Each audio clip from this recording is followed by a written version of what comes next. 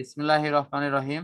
আমাদের অনলাইন শিক্ষা কার্যক্রমে মাধ্যমিক শ্রেণীর পদার্থবিজ্ঞান অংশে আমরা আলোর প্রতিফলন এই অংশটি নিয়ে আলোচনা করছিলাম। পূর্বের ক্লাসের ধারাবাহিকতায় আমরা অবতল দর্পণের ক্ষেত্রে তাদের যে বিভিন্ন সংজ্ঞামূলক অংশগুলো আছে, বক্রতার কেন্দ্র, মেরু বিন্দু, প্রধান অক্ষ, গৌণ অক্ষ, প্রধান ফোকাস ইত্যাদি অংশগুলো নিয়ে আমরা কিন্তু পর্যায়ক্রমে ইনশাআল্লাহ আলোচনা করব।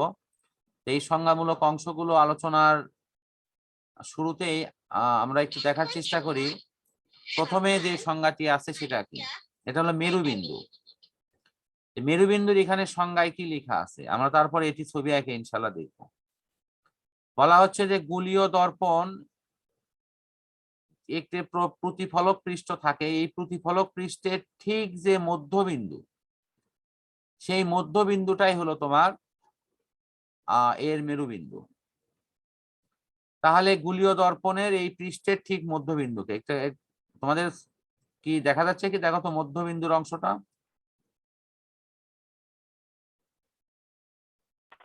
হ্যাঁ স্যার। আচ্ছা, তাহলে আমি একটু ছবি এঁকে দেখাই যে এটা মধ্যবিন্দু কোনটা হবে। এখন একটু হোয়াইট বোর্ড শেয়ার করছি। আমি এখানে একটি দর্পণের স্ক্রিপ্ট রাখাচ্ছি। ধরো এটা হলো দর্পণের অবতল দর্পণ, বা এর পেছনে আমি যথারীতি পাড়া লাগাই দিচ্ছি। তো দর্পণ আঁকানোর পর পাড়া যদি না লাগানো হয় তাহলে সেই ছবিটা কিন্তু যথাযথ হবে না। এখন এর ঠিক মধ্যবিন্দু কি দেখো তো, আমি মোটামুটি একটা আইডিয়া করে নিচ্ছি। এটা কি প্রায় মধ্যবিন্দু না? দেখো তো লাল কালারের ফোঁটা দিলাম। হ্যাঁ স্যার। এটা হলো মধ্যবিন্দু। দেখো ওখানকার সংজ্ঞার সাথে কি তোমরা এখন এটা বুঝতে পারছো? কুলসুম এবং শিমু আক্তার তারাও বলো।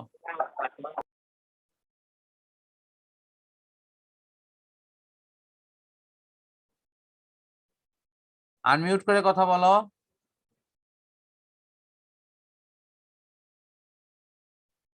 কুলসুম, শিমু আক্তার আমার কথা শুনতে পাচ্ছ? স্যার নেটের প্রবলেম হচ্ছে। আচ্ছা ঠিক আছে, এখন শোনা যাচ্ছে তো। বলো, এই যে আমি যে পড়া বুঝাইলাম যে মেরুবিন্দু, এটার নাম হলো মেরুবিন্দু, এটা কি বুঝতে পেরেছো? হ্যাঁ।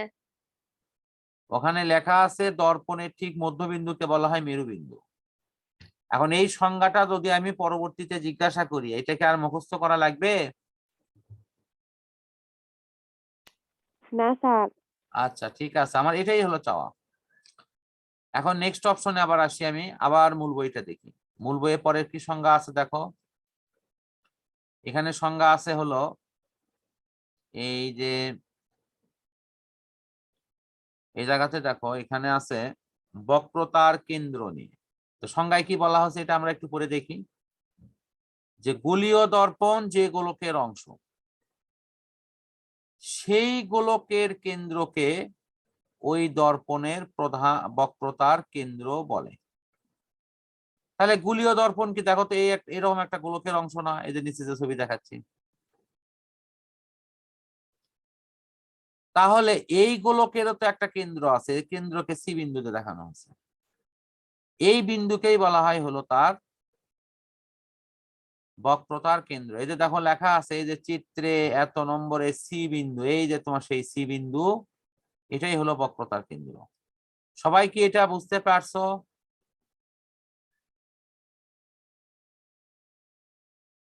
হ্যাঁ স্যার। হ্যাঁ স্যার। আচ্ছা ফাইন, আমরা খালি প্রতিক্রিয়াটা দিলেই হবে। আমি একটু ছবি আঁকে আবার তারপরেও দেখাচ্ছি এটা। এই যে এখানে যে আমি ছবিটা আঁকাইছি, এটা যদি আমি একটা পুরো বৃত্ত আঁকাতাম সাপোজ,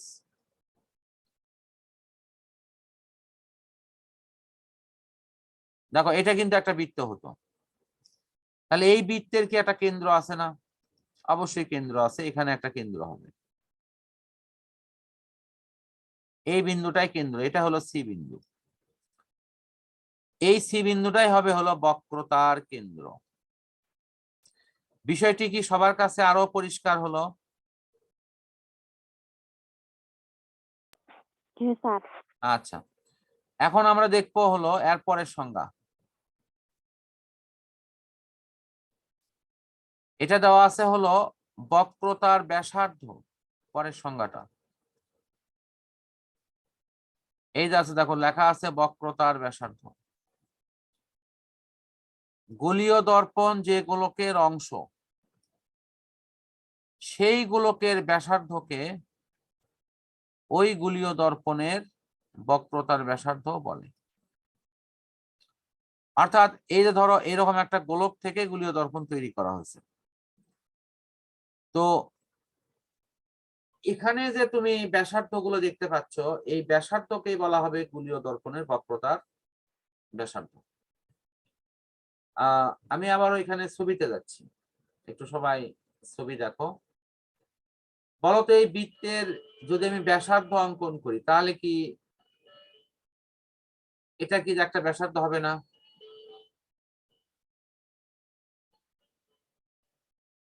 এটা কি ব্যাসার্ধ হবে কিনা বলো তো?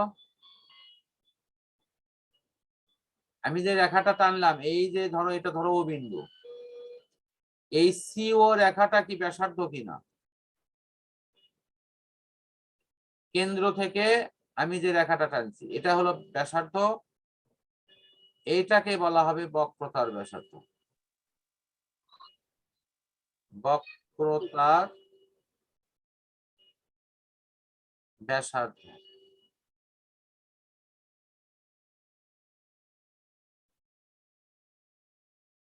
ও,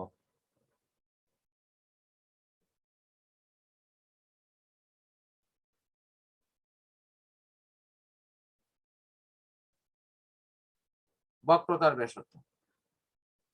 সবার কাছে কি ধারণাটি ক্লিয়ার হয়েছে?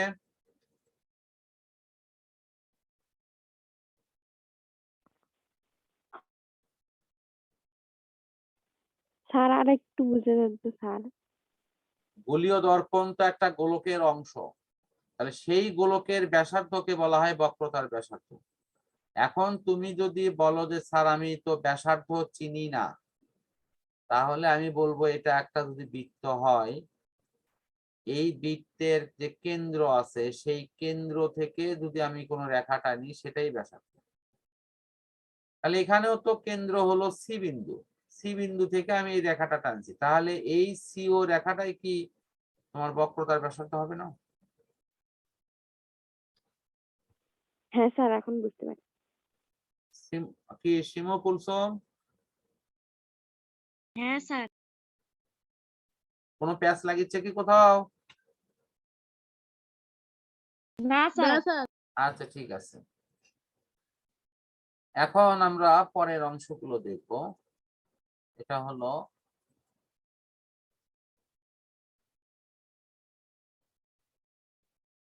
প্রধান অক্ষ এবং গৌণ অক্ষ। তো প্রধান অক্ষ কাকে বলে? আগে তোমরা সংজ্ঞাটা দেখো, প্রধান অক্ষের সংজ্ঞা যে গোলীয় দর্পণ এর মেরুবিন্দু, দুটো বিন্দু কিন্তু দেখো ভালো করে, আর একটা হলো বক্রতার কেন্দ্র, এই দুটের মধ্য দিয়ে অঙ্কিত সরল রেখা। তাহলে তুমি এখানে একটু খেয়াল করো তো, এই গোলীয় দর্পণের মেরুবিন্দুকে মাঝখানের এই যে এই পি বিন্দুটা কি মেরুবিন্দু না?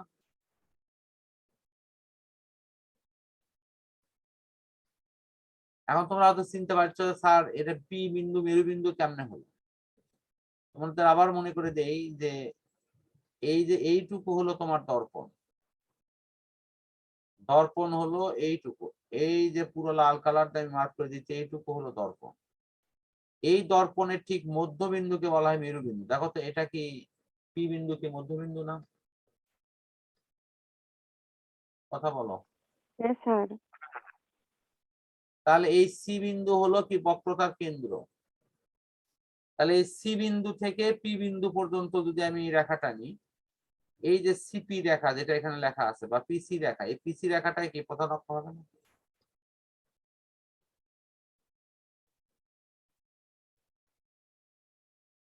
সবাই একটু ভালো করে ঠান্ডা মাথায় দেখো, আমি দুটা বিন্দু কিন্তু, একটা হলো দর্পণের মেরু বিন্দু যেটা মাঝখানের বিন্দু যেটা, আর একটা হলো বক্রতার কেন্দ্র, এই যে সি বিন্দু হলো বক্রতার কেন্দ্র, এর মধ্য দিয়ে গমনকারী সরলরেখা।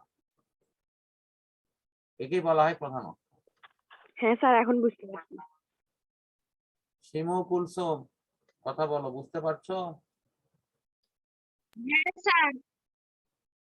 তাহলে আমি যদি এরকম একটা দর্পণ আঁকাই, এটা যদি বক্রতার কেন্দ্র হয়, মাঝখানের বিন্দু হবে মেরুবিন্দু, এই বক্রতার কেন্দ্র আর মেরুবিন্দু যোগ করলে আমি যে রেখাটা পাচ্ছি, এই রেখাকেই বলা হবে বক্রতার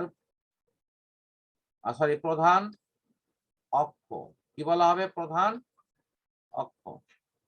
এ পর্যন্ত সবাই বুঝতে পারছো আশা করি। এখন আমি নেক্সট হ্যাঁ অংশ স্যার, নিয়ে কথা বলবো। তারপরেও আমরা নেক্সট অংশ নিয়ে পরবর্তী অংশে গিয়ে ইনশাআল্লাহ আলাপ করব। এই অংশের কার্যক্রম এখানে সমাপ্ত।